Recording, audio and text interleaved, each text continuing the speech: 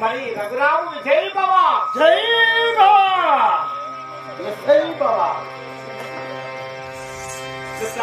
అయ్యా తెలవల్లిన సంస్థానము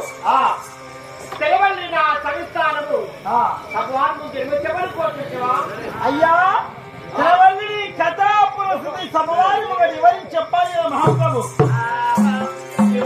రోజున సంస్థానికైనా సత్యవంతుడు వెంకటన్న గారు చనిపోయి సరగస్తులైనారు. అతని ఆత్మ శాంతి కొరకై అలా ఆటాడుతున్నారు. అన్నం పెట్టిన దాతల పేరు సంపాదిస్తాము. ఈ కథలో మరి ఈ కథని అతి బ్రహ్మాండమైన ఆడబిడ్డ అద్దమ్మ కథ అని అంటారు. తెలవెళ్ళుతున్నావా ఆయన తెలంగాణ మహాప్రభు రాజేంద్రుడే వచ్చాడు.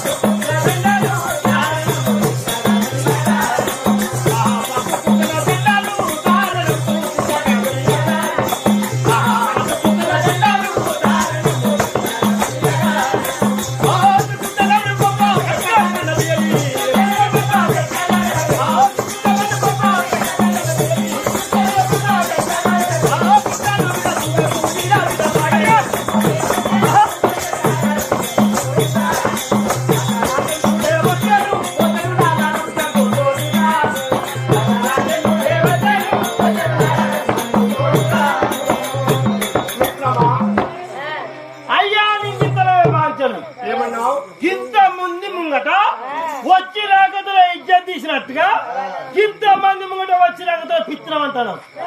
అవునా? నీకు నాకేమన్నా పగలున్నాయా? నేను పిచ్చినందుకు? లేకపోతే మీ తండ్రికి మా తండ్రికి ఏమన్నా పగలున్నాయా? లేకపోతే నీ ముక్కుకు నా ముట్టికి ఏమన్నా పగలు? ఇంతమంది నేనే విత్తనానికి గ్యారంటీ ఉన్నది. ఓవరన్నా విత్తనాలు చేయలేవట్టుది. ఎందుకు లేవట్టావు? ఎందుకు లేవట్టిందంటే ఎవరన్నా పిత్తోళ్ళుంటే చేయలేవట్టు అన్నకంతే. నీ పిత్తల బాధ్యను ఇంతమంది మూడు వచ్చి రాకపోతే నాకు తీసినావు కాదు. నేను నిన్ను ప్రేమగా ఒరే నా మిత్రమాని ప్రశ్ని. ఓహో మిత్రమన్నవా? నువ్వు మిత్రమన్న సాధ్యపడదు బాధ్యత. అయ్యా నువ్వు ఎక్కడ వచ్చినావు? మరి నీ తల్లిదండ్రి పేరేమిటి? నీ పేరేమిటి? ఇంతకు మీరు యువలాతులే ఎవరైతారు? అదే మీరు ఎవరైతారో అని. కులము చూడగా మున్నూరి కాపులం ఉన్నాము.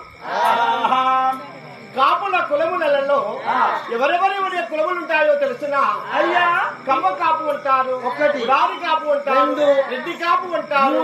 అయినా ఎన్నెన్నో మన కాపు కులాలు ఉన్నాయి కాబట్టి ఈనాటి మన కులములలో నా కులము ఏమి కులం అని అడిగావు. అదే ఏమి కులం మీది? మా చరిత్రతో ఇడప చేస్తా వింటావా? చెప్పండి మహాప్రభు. మా కులము చూడ కమ్మ కాపులం అంటారు నాయన. పిల్లలు ప్రాధాన్య